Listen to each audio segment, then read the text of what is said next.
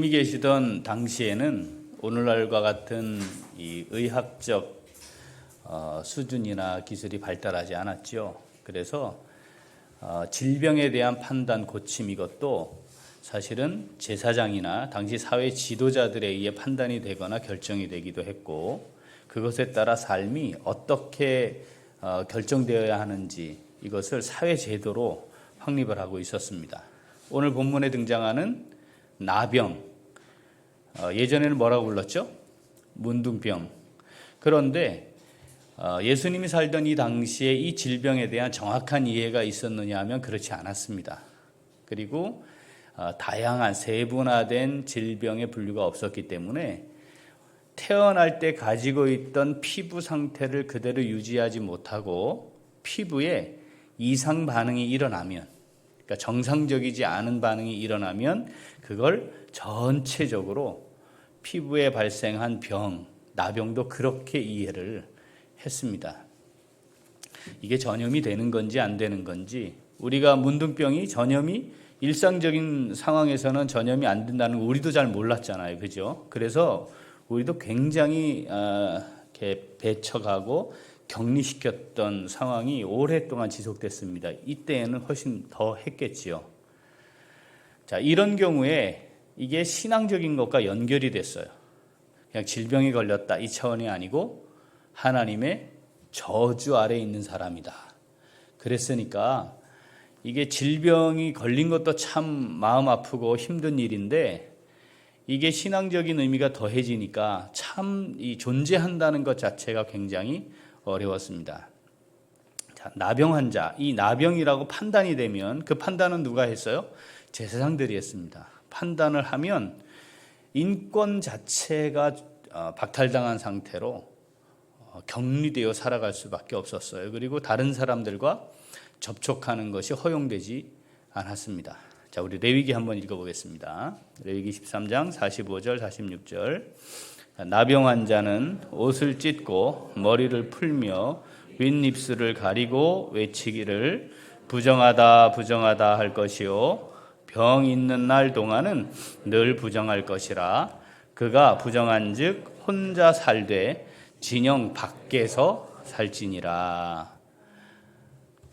사실 참 이건 병에 걸린 고통보다 이 사회에서 격리되고 혼자 지내야 하는 이게 훨씬 더 큰 고통이 아니었을까 우리가 생각할 수 있습니다.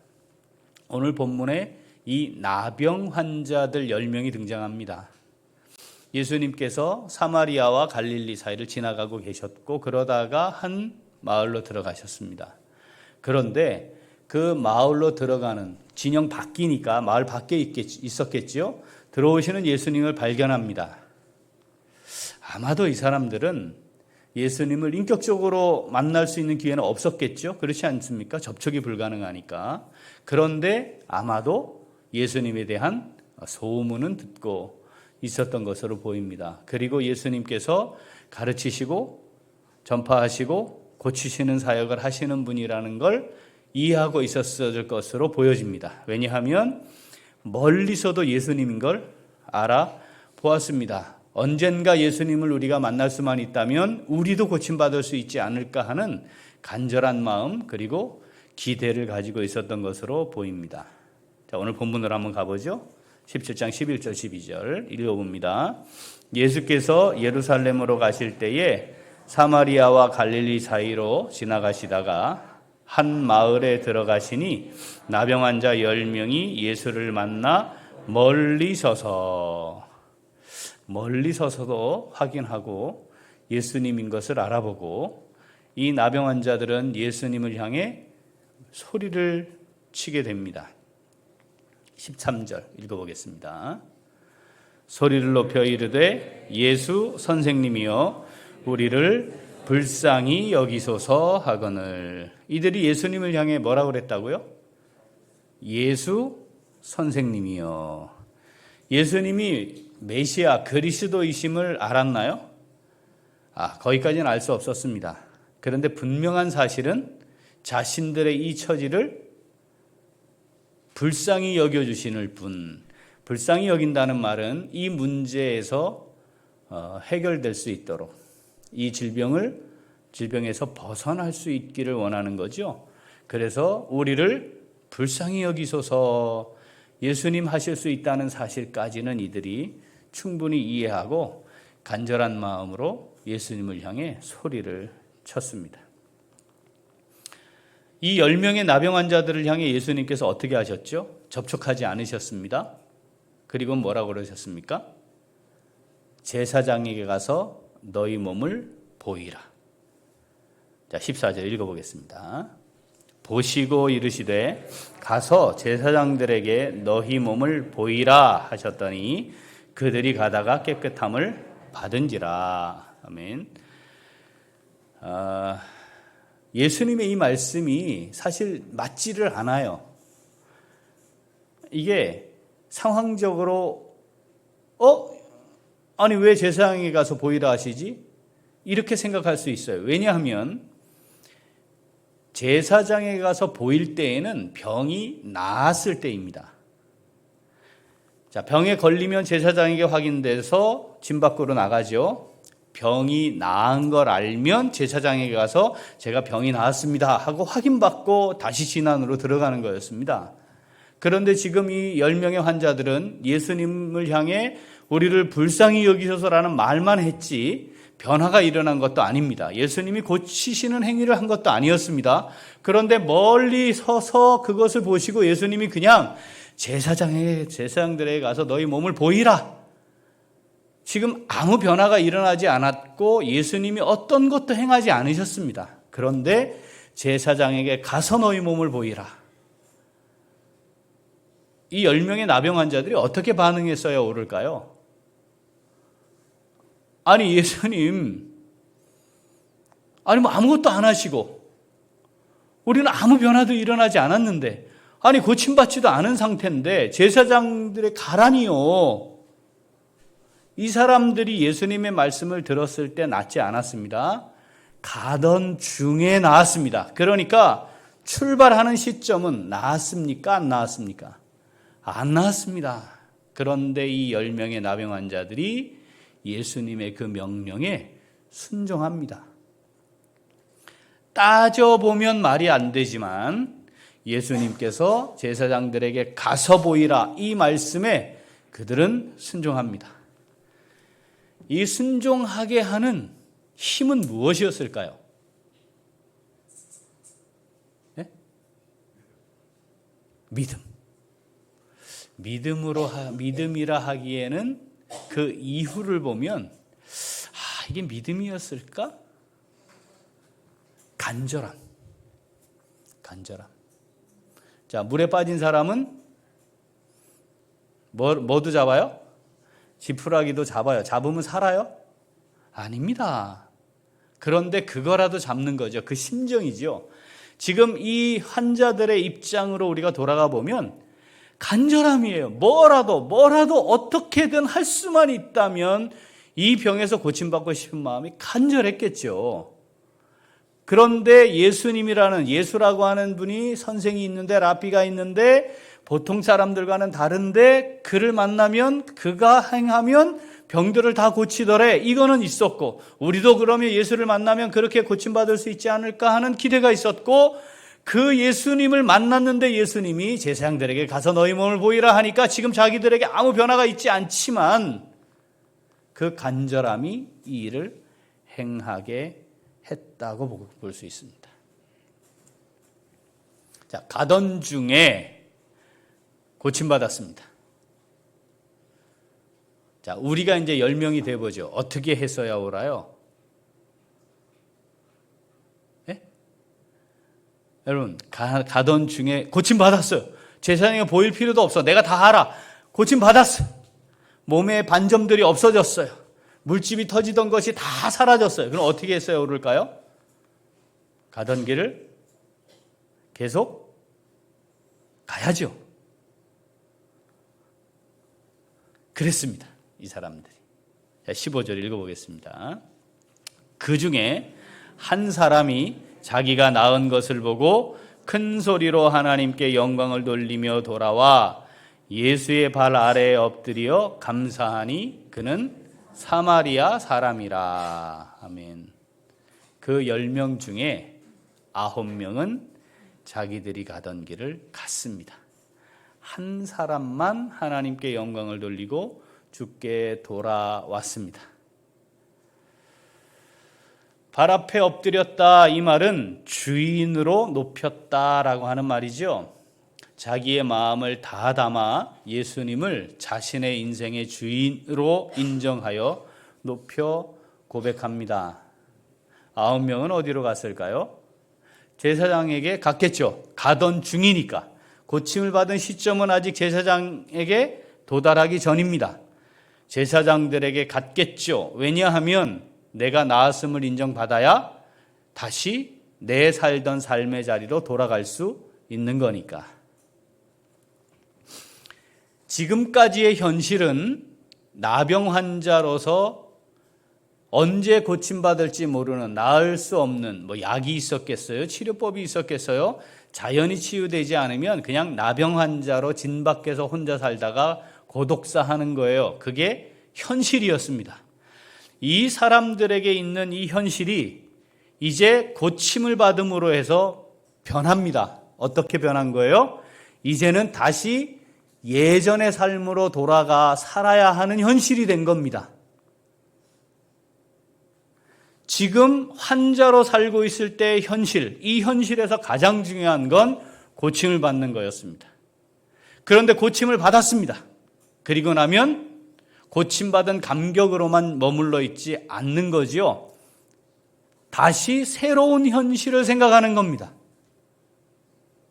그래서 다시 새로워진 이 현실을 나는 어떻게 살아가야 할까를 생각하게 되는 것이죠. 여기에 주님이 빠져버리면 현실의 메인 삶을 살아가게 됩니다. 이 사람들은 9명은 새로운 현실이 자신의 삶의 가장 중요한 문제가 되었습니다. 병이 낫는 것이 가장 중요한 현실이었다가 이제는 병 나은 사람으로 살아가는 것이 중요한 현실이 된 것입니다. 한 사람은 정확히 이 상황을 인식했습니다. 이건 하나님의 긍휼히 여기십니다. 하나님께 불쌍히 여기소서라고 외쳤던 그것에 대한 하나님의 은혜이다.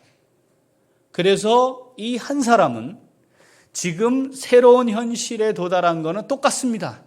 그런데 먼저 이 현실을 내게 허락하신, 내게 베푸신 하나님께 먼저 올 수 있었습니다. 이 한 사람, 돌아온 한 사람을 향해 주님께서 말씀하시는 거죠. 다 어디 가고 너 혼자만 왔니? 그런데 공교롭게도 그 한 명은 개만도 못한 사람이라는 취급을 받았던 사마리아 사람. 예수님은 이방인 이렇게 표현을 했습니다. 17절부터 19절 한번 읽어보죠. 예수께서 대답하여 이르시되 10사람이 다 깨끗함을 받지 아니하였느냐? 그 9은 어디 있느냐? 이 이방인 외에는 하나님께 영광을 돌리러 돌아온 자가 없느냐 하시고 그에게 이르시되 일어나 가라 내 믿음이 너를 구원하였느니라 하시니라. 아멘. 하나님께 영광을 돌린다라는 표현이 2번 등장합니다. 한 번은 이 병 나은 한 사람이 하나님께 영광을 돌렸고 돌아와 예수님 발 앞에 엎드려 감사하는 그 상황을 놓고 예수님께서 한 번 더 하나님께 영광을 돌려드렸다 이렇게 표현하죠. 이 하나님께 영광이 되었다라고 하는 이 말과 오늘 본문에 등장하는 그 나은 사람, 돌아와 하나님께 영광을 돌리는 사람이 주의 발 아래 엎드려 감사했다라는 말이 같은 의미인 거죠. 하나님께 영광이 되는 삶을 사는 것이 우리가 이 땅에 하루라도 존재해야 하는 이유입니다. 만약에 그걸 놓치고 살아간다면 하루를 헛산 것이지요. 이 세상을 살면서 무엇을 누리고 얻고 되었다 할지라도 하나님께 영광이 되지 않는다면 그건 아무 의미가 없습니다. 그런데 하나님의 영광을 위한다는 것이 뭐냐? 오늘 이 사건을 통해 주님은 하나님께 감사하는 것이라고 말씀합니다. 하나님께 감사하는 것이죠. 이렇게 돌아온 한 사람을 향해 하나님은 다른 어떤 것과 비교할 수 없는 놀라운 선물을 은혜로 주십니다. 뭐였죠? 구원. 내 믿음이 너를 구원하였다. 이 선언이 있는 것으로 보아 앞에 함께 치유받았던 9명은 믿음으로 구원받는 자리에 이른 것은 아님을 알 수 있습니다. 이 돌아온 사람, 하나님께 영광 돌리며 감사한 사람만이 믿음으로 구원에 이르게 되었다는 것을 알게 됩니다. 이 말씀을 우리에게 기록하여 읽히시면서 하나님 우리에게 이 말씀을 읽고 있는 우리에게 말씀하시는 거죠. 뭐라고 말씀하시는 걸까요? 얘들아, 내가 너희를 긍휼히 여겼는데 알지? 너희들을 향해 내가 불쌍히 여겨주었는데 그거 알고 있지? 내가 너희들을 사랑했고 너희들을 구원했는데 그거 알고 있지? 알고 있어서 나를 향해 너희는 어떠하니? 혹시 9명에 속해 있니? 사마리아인 너희들이 말하는 개만도 못한 놈이라 일컬었던 이방인과 같으니 어떠냐? 우리에게 말씀하시는 겁니다. 간절함은 말씀대로, 명령대로, 지시한 대로 순종하게 합니다. 우리가 병원에 갈 때 별것 아니면 네이버 또는 포털에 다 찾아봐요. 이건 무슨 병이고 이건 어떻고 뭘 먹어야 되고 뭐 다 알 수 있어요. 그런데 중한 병이면 또는 이게 내 인생을 좌우할 만한 상황일 경우에 의사가 시키는 대로 그나마 잘 따라갑니다. 나의 상태가 어떠한지와 그리고 나의 간절함이 어떠한지에 따라 하나님께서 우리에게 말씀하시는 것에 대해 반응하게 되어 있습니다. 그걸 다르게 표현하면 얼마나 믿음이 순전하냐에 따라 하나님의 말씀에 반응하게 되어 있습니다. 우리는 어떻습니까? 이 10명의 나병 환자들이 얼마든지 따질 수 있었을 겁니다. 아니 지금 아무 변화도 없는데 제사장에게 가라니 이게 뭔 소리야? 뭘 해주고 해야지. 아니 고친 다음에 가라 해야지. 한번 이렇게 쳐다보더니 가라 그러면 그럼 되는 거야. 이게 얼마든지 그럴 수 있습니다. 그런데 오늘 본문에 보면 이들은 주님의 말씀에 단순하게 반응했습니다. 이게 그들 9명은 간절함이었습니다. 10명이 다 간절했겠죠. 그런데 한 명은 믿음으로 구원의 은혜를 누리게 됩니다. 우리는 어디에 속해 있는가 하는 거죠. 믿음의 첫 번째 열매가 구원의 은혜에 대한 감사입니다. 믿음의 최종적인 열매도 지금까지 나를 채우시고 함께 하신 그리고 인도하신 하나님께 대한 감사입니다. 그러니까 감사가 없으면 믿음으로 하고 있는 게 아니다 라고 말해도 틀리지 않는다는 겁니다. 오늘 이 말씀 감사하는 것이 하나님께 영광을 돌려 드리는 것입니다. 우리가 하나님의 영광을 위하여 살아야 하는 자들이죠. 그렇다면 우리의 삶에 감사가 있어야 합니다. 데살로니가서를 통해 하나님 우리에게 간단하게 말씀하셨어요. 어떻게 말씀하셨죠? 범사에 감사하라. 범사에 감사하라.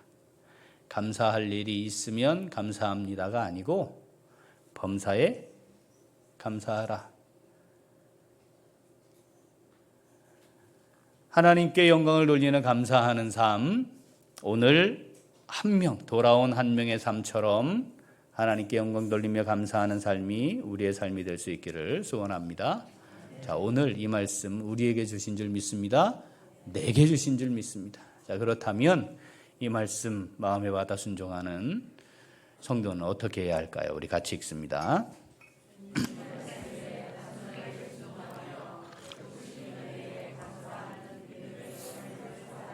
한 번 더.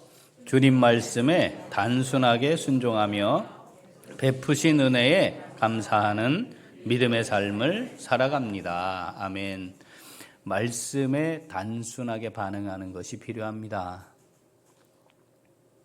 오늘 고침을 받은 10명 공통점, 변한 게 아무것도 없어요. 그런데 가라, 보이라 할 때 그냥 제사장 향해 갔습니다. 우리가 많이 지혜롭고 똑똑해서 경험도 많아서 우리 스스로 무엇인가를 생각하고 판단하고 행동할 줄 압니다. 하나님 우리 그 의지, 인격적 수준을 사용하셔요. 그런데 중요한 건 하나님의 말씀보다 앞서지 않게 해야 합니다. 하나님의 뜻보다 그것이 앞서지 않게 해야 합니다. 어떤 경우는 하나님의 말씀이 내가 가지고 있는 생각이나 뜻과 다를 수도 있습니다. 이치에 맞지 않을 수도 있습니다. 그렇게 볼 수 있어요. 오늘 이 10명의 나병 환자들의 상황처럼 맞지 않는 거거든요. 그러나 주님의 말씀인지 주님의 명령인지 이건 잘 분별할 수 있되 주님의 말씀이다 라고 판단이 되면 단순하게 순종해야 합니다. 우리가 이걸 놓치는 경향들이 있습니다. 단순하게 순종해야 합니다. 믿음의 척도는 바로 그 하나님의 말씀에 어떻게 순종하느냐라 해도 틀리지 않습니다. 하나님께서 우리에게 말씀하시는 것에 대해 반응하는데 가장 중요한 첫 번째 반응이 뭐냐면 내게 베풀어진 은혜에 대한 반응이에요. 여러분, 구원받은 사람이 성도가 되는 거잖아요. 구원의 은혜를 아는 사람이 성도잖아요. 구원의 은혜를 아는 성도는 당연히 감사하며 살게 되어 있습니다. 은혜를 아는데 구원받았다 이 말이 얼마나 크고 놀라운 은혜인지 안다라는 말과 같아요. 그 은혜를 모르는데 구원받았다 있을 수 없는 겁니다. 그러면 그 구원의 은혜가 어떻게 해서 내게 베풀어졌는지를 아는 사람에게 반드시 나타나게 되는, 무조건 나타나게 되는 열매는 감사입니다. 그런데 우리의 인생에 이 9명의 나병 환자들처럼 늘 새로운 현실이 다가옵니다. 늘 새로운 현실. 죽을 고생을 했어요. 열심히 최선을 다했어요. 그리고 하나님께 지혜를 구했어요. 그래서 좋은 고등학교, 특목고를 갔어요.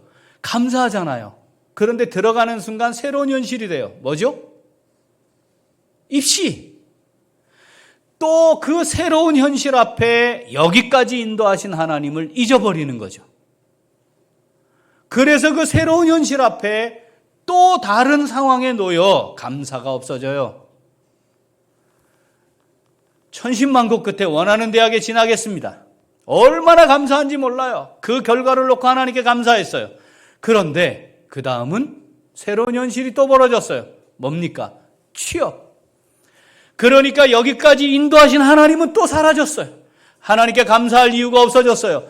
또 앞에 놓인 현실만 놓고 살아가는 거죠. 참 어렵고 힘든 과정을 거쳐서 취업했어요. 그런데 이제 새로운 현실이 또 시작됩니다. 진급. 더 나은 삶, 풍요로운 삶.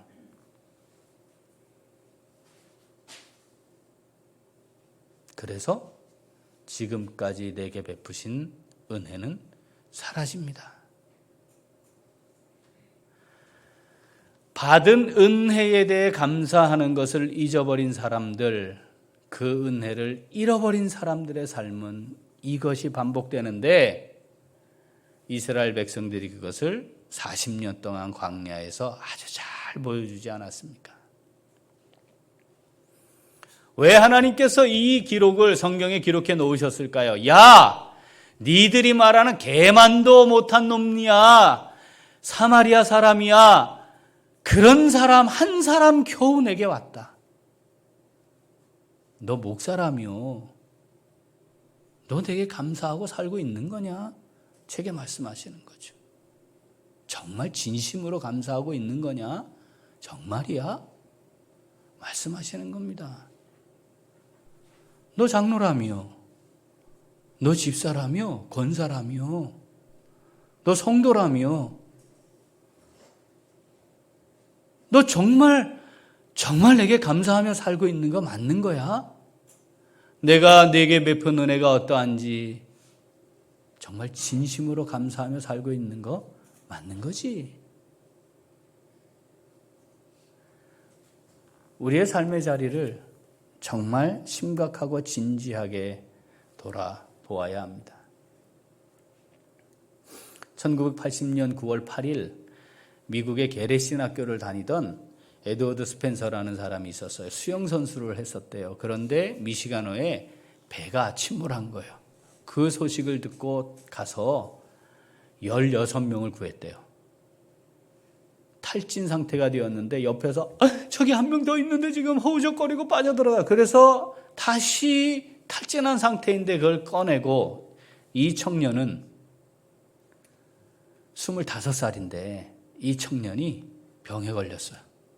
그래서 7년 동안 투병하다가 죽었습니다. 17명을 구하고 죽기 전에 기자들이 인터뷰를 했는데 그가 이런 말을 남겼다고 합니다. 그날 밤 내가 생명을 살려준 사람은 17명인데 나에게 감사를 표시한 사람은 1명의 소녀뿐이었습니다.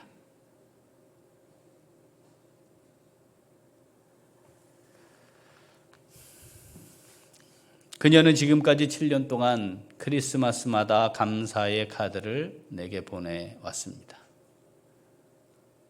나는 감사할 줄 모르는 16명보다 이 한 명의 아름다운 마음에 위로를 받았습니다. 여러분, 우리가 받은 은혜를 망각하고 살고 있는 건 아닙니까? 하나님이 내게 베푸시는 은혜들에 대해 우리는 어떻게 감사하고 있나요? 호의가 계속되면 권리인 줄 안다는 말이 있습니다. 은혜가 계속되면 권리인 줄 알아요. 이스라엘 백성들이 그랬습니다. 우리는 다릅니까? 그들도 그랬으니까 그런 거지. 그렇게 말하면 안 됩니다. 우리는 달라야 합니다. 하나님이 우리에게 왜 이 성경을 주셨겠습니까? 그거 읽고 야, 너도 그러면 안 되는 거야. 알지? 말씀하시는 거 아니겠어요? 미국의 한 심리학자가 정말 사람의 심리가 어떤지 이걸 연구를 하면서 실험을 했답니다. 한 구획에 있는 각각의 집에 매일 $100씩을 집 앞에 봉투에서 딱 두었대요.